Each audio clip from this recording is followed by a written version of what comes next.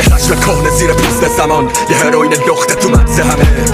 من هنو قلبم میزنه، چیزی نمونده که از دست بدمش. میگم هنوز از کسی بخواد من بگرده، صفر محکم رو به جریان مرگ. هرافتی که لاش خوره دونه دونه کم میشه این جریان. تازه همه رو رنده کرده، پس از تاریخ بپرسید نه از بردگانه، بردگان ترسوی صحنه.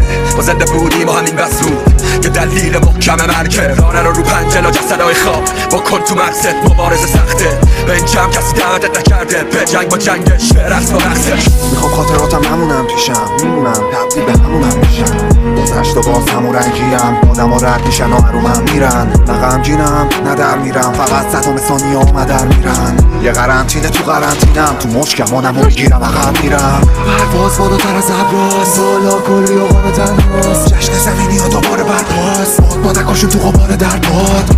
جنگا رو فراموش کردن، دیگه تورگی شدن و در آغوش رفتن.